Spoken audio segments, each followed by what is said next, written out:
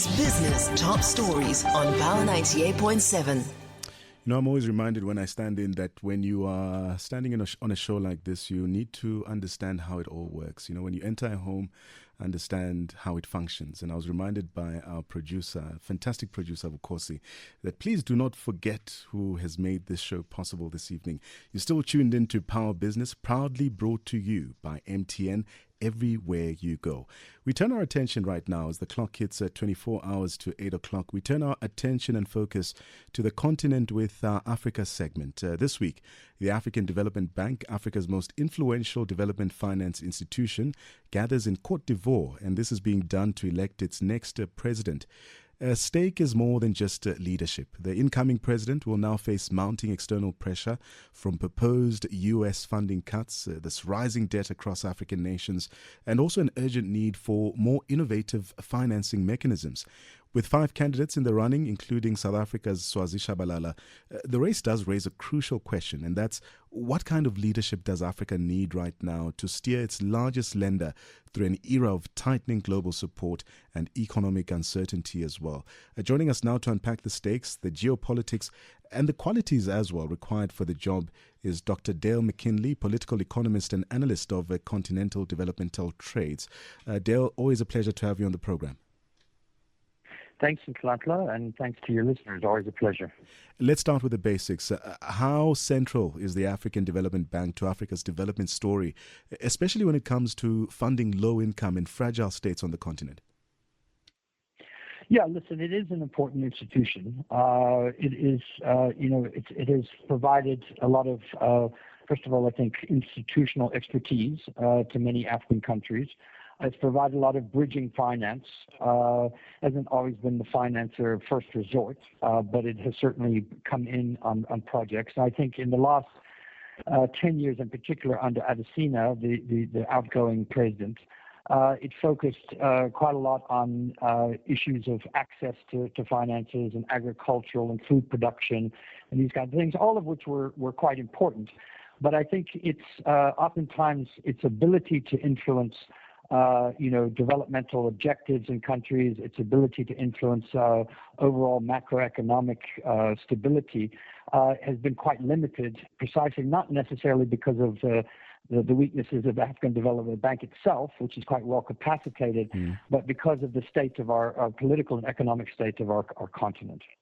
So the U.S. has proposed cutting over $500 million in funding to the bank's development fund.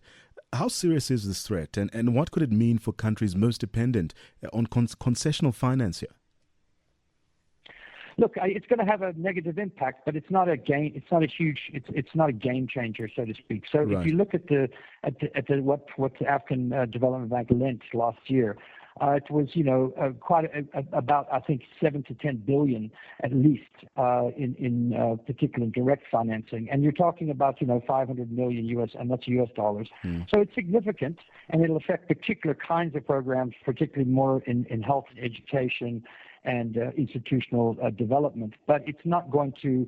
I don't think it have an outsized impact if the African Development Bank is able to plug that gap from other financing measures and mechanisms. And I think in this case, they're going to be probably looking to Europe and China and the East to do that, because 31% of the seats in the African Development Bank are owned, so to speak. The shares are owned by outside entities, not on our continent. So they do play an important role, but the United States role is important, but it's not absolutely fundamental. With 5 diverse candidates in this race, what are the key attributes or even experiences that the AFDB should prioritize in its next leader, according to you? Well, the first thing is honesty and integrity. I think, it's someone who is coming in who's going to speak straight, who's not going to kowtow to political pressures or to particular geopolitical, should we say, biases.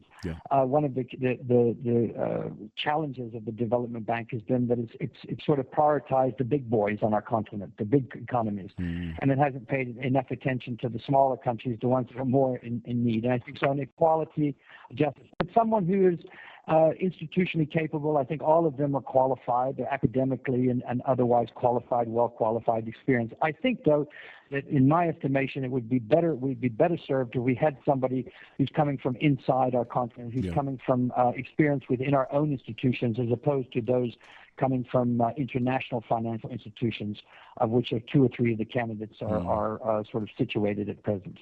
It's quite interesting. The selection process requires both African consensus and non-African buy-in.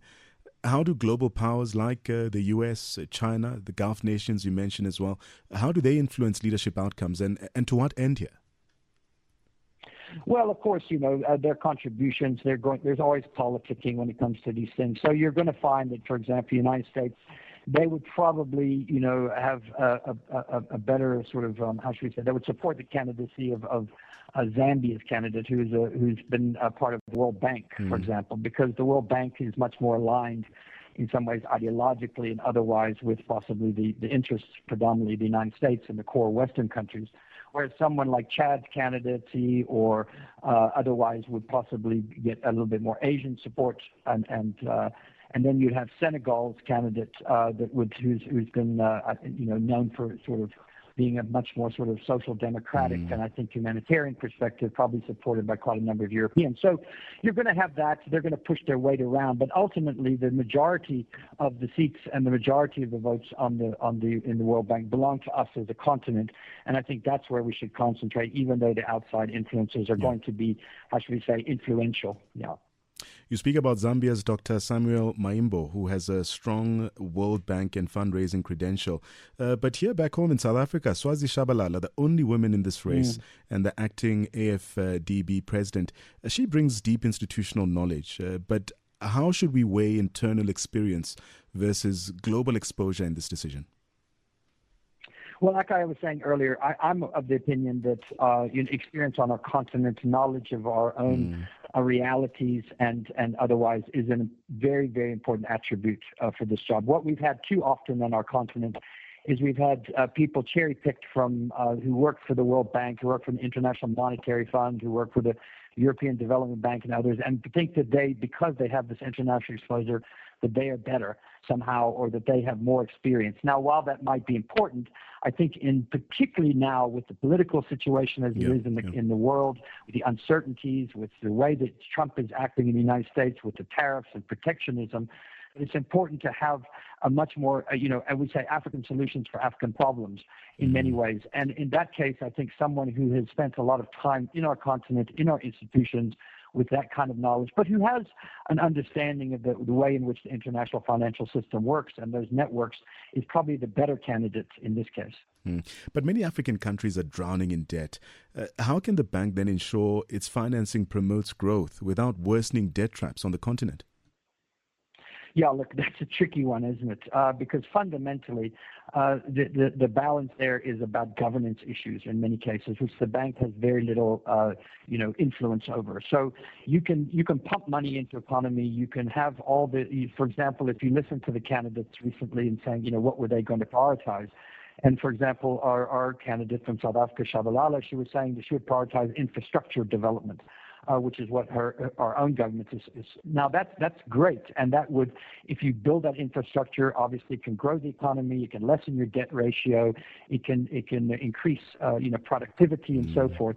But that depends on political leadership. Yep. It depends on sound governance. It depends on lack of corruption and misgovernance, and that's where the gap lies, because banks can only do so much in terms of financing, but the politics of financing they have very less influence over. So in that case, bringing down that debt to GDP ratio and basically ensuring that you have a better balance is going to be a balancing act where the bank is going to have to work with political authorities and governments in order to do that, because on its own, just wielding the power of capital is not going to do it. You mentioned this earlier, but with the return of U.S. protectionism under Trump, what role should the bank play in really shielding African economies from global shocks? An important role, a very, very important role. And here the issue is trade blocks and trade relationships and opening up and basically taking down the barriers that our continent is notorious for basically putting up barriers, nationalistic barriers to against each other.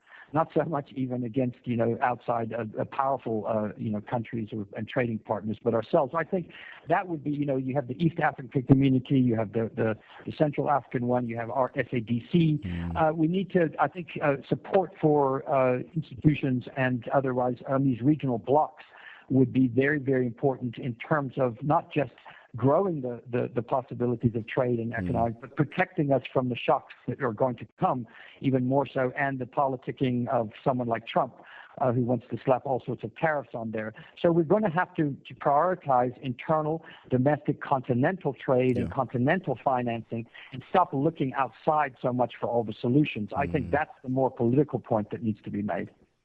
That was Dr. Dale McKinley helping us unpack what's at stake as the African Development Bank prepares to elect its new leader, with the rising debt, shifting geopolitics, as you've heard, and a tightening donor environment. The incoming president will need more than just technical skill. They'll need vision, diplomacy, and as you've heard from Dr. McKinley, a bold strategy for Africa's development future.